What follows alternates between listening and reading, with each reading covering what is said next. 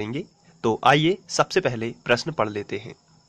इसमें दिया गया है, यदि दो समरूप त्रिभुजों के क्षेत्रफल बराबर हों तो सिद्ध कीजिए कि वे त्रिभुज सर्वांग सम होते हैं। तो यदि हम मान लेते हैं कि दो त्रिभुज ABC और PQR हैं, तो इन त्रिभुजों के क्षेत्रफल बराबर हमें दिए गए हैं, तो सिद्ध करना है कि वे सर्वांग सम होते हैं। यहाँ पर बात की जाए समरूप त्रिभुजों की, तो ऐसे त्रिभुज जिनका रूप समान हो और आकार छोटा बड़ा चल सकता है, लेकिन क्वेश्चन में कहा गया है कि उनके क्षेत्रफल बराबर हैं, तो सर्वांग सम है कि नहीं ये हमें सिद्ध करना है। यानी कि हमें सिद्ध करना है कि वे त्रिभुज सर्वांग सम होंगे। तो सर्वांग सम का मतलब होता है बिल्कुल एक सा त्रिभुज। अगर इस त्रिभुज को उठा के इसके ऊपर रख दिया जाए तो इसको ये पूरी तरीके से ढक लेगा, इसे ही हम बोलते हैं सर्वांग सम है। लेकिन समरूप का मतलब है ये बिल्कुल दिखने में ऐसा है, एक जैसे हैं दोनों, लेकिन इनका रूप जो है एक समान है, साइज जो है छोटा बड़ा चल जाएगा, छोटा बड़ा रहेगा।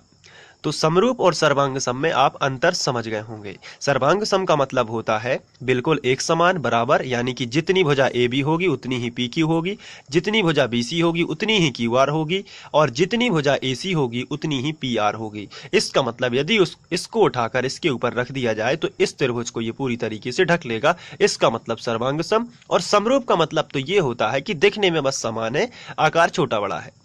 और ये यदि आपको समझ में आ गया है तो आप इस क्वेश्चन को बड़े ही आसानी से कर सकते हैं। चलिए शुरू करते हैं। सबसे पहले दिया गया है दो समरूप त्रिभुजों के क्षेत्रफल बराबर हैं। तो मान लेते हैं दो समरूप त्रिभुज ABC और PQR हैं।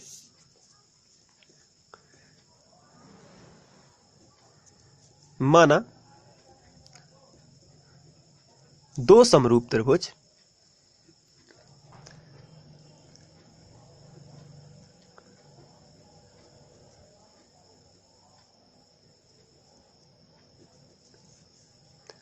त्रिभुज ABC और त्रिभुज PQR हैं। तो प्रश्नानुसार इनके क्षेत्रफल बराबर हैं। तो क्षेत्रफल बराबर हैं तो हम लिख सकते हैं क्षेत्रफल त्रिभुज ABC बराबर है क्षेत्रफल त्रिभुज PQR।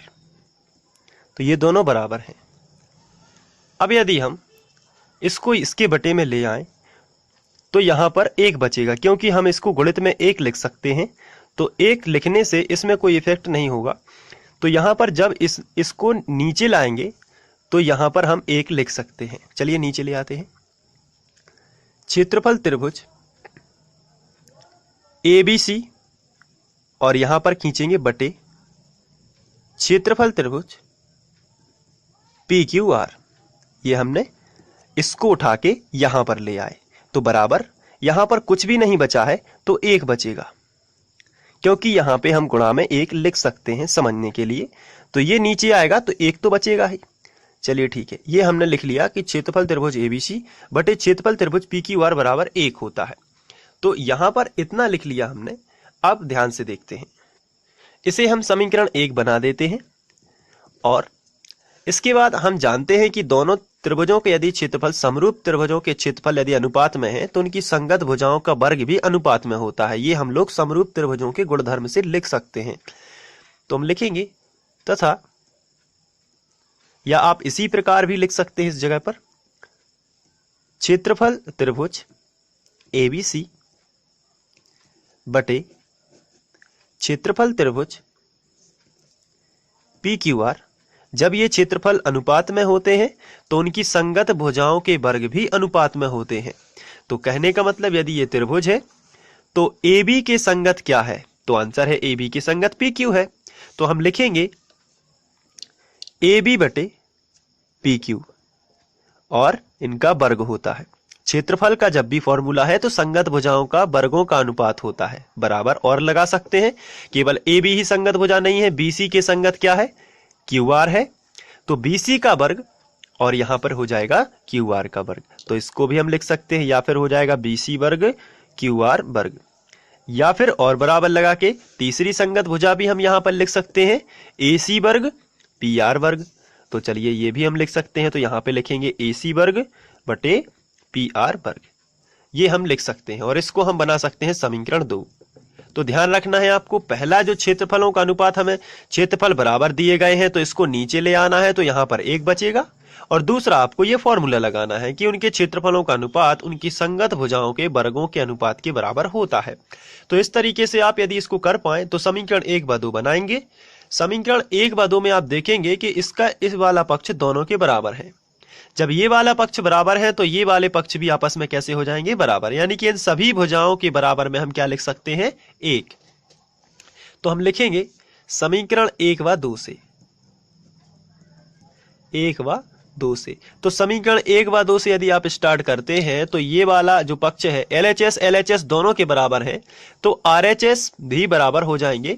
तो यहां पर हम लिखेंगे AB वर्ग बटे PQ वर्ग बराबर BC वर्ग बटे QR वर्ग बराबर, यहां पर जो लास्ट वाली भुजा लिखी हुई है वो है AC वर्ग बटे PR वर्ग। तो AC वर्ग बटे PR वर्ग ये किसके बराबर होगा, तो आंसर है 1 के बराबर होगा। तो अब आपको क्या करना है, पहले इसको और 1 को लेना है, फिर इसको और 1 को लेना है, फिर इसको और 1 को लेना है। चलिए स्टार्ट करते हैं।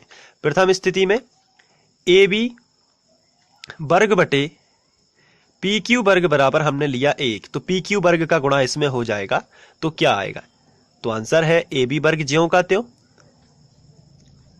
बराबर लगा है तो बराबर, PQ वर्ग का 1 में गुणा होगा तो PQ वर्ग ही आएगा। दोनों तरफ से वर्ग ये कैंसिल हो जाएगा, तो आपको क्या मिलेगा, AB बराबर PQ। चलिए एक ये चीज हो जाती है। इसके बाद सेकंड स्थिति में इसको 1 के साथ ले लिया है, अब इसको भी हम 1 के साथ में लेंगे, यानी BC वर्ग बटे QR वर्ग बराबर 1। चलिए फिर से एक बार तिर्यक गुणा करिए, तो BC वर्ग ज्यों का त्यों बराबर QR वर्ग का 1 में करोगे तो क्या आएगा, QR वर्ग। फिर से एक बार वर्ग वर्ग कैंसिल, तो क्या बचेगा, BC बराबर QR। ये दूसरी बात। थर्ड स्टेप में हम करेंगे, ये इसके बराबर है, 1 को ले लेंगे तो आएगा AC वर्ग बटे PR वर्ग बराबर 1। फिर से एक बार PR वर्ग का 1 में गुणा कर दीजिए, तो आएगा AC वर्ग बराबर PR वर्ग। वर्ग वर्ग एक बार फिर से कैंसिल हो जाएगा, तो फाइनली आपको मिलेगा AC बराबर PR। तो आप देख रहे हैं AB बराबर PQ है, तो जितनी AB है उतनी PQ है, जितनी BC है उतनी QR है, और जितनी AC है उतनी PR है। तो आप यदि चित्र में देखें तो AB के बराबर PQ है, BC के बराबर QR है और AC के बराबर PR है। इसका मतलब जितना साइज इसका है उतना ही साइज इसका होगा, क्योंकि सभी भुजाएं बराबर हैं। तो हम कह सकते हैं कि अगर इसको उठा के इसके ऊपर रख दिया जाए तो इसको पूरी तरीके से ढक लेगा, यानी कि ये दोनों त्रिभुज कैसे हैं, सर्वांग सम है। तो यहां पे लिखना है 1, 2 और 3, तीनों स्थितियों से आप लिख सकते हैं, स्थिति 1, 2 व 3 से स्पष्ट है कि त्रिभुज ABC सर्वांग सम है त्रिभुज PQR। तो ये सर्वांग सम है त्रिभुज PQR से, और यही क्या करना था हमें, सिद्ध। तो इस तरीके से ये सिद्ध हो जाएगा। तो आप इसका स्क्रीनशॉट ले सकते हैं और इसे नोट कर सकते हैं। चलिए यहां से आप पहला स्क्रीनशॉट, आप वीडियो को पॉज करके भी इसका स्क्रीनशॉट ले सकते हैं। चलिए आगे ये आपको लिख लेना है सेकंड नंबर पर, और ये हो गया थर्ड। तो आशा करता हूं कि आप लोगों को ये वीडियो पसंद आया होगा। Thank you.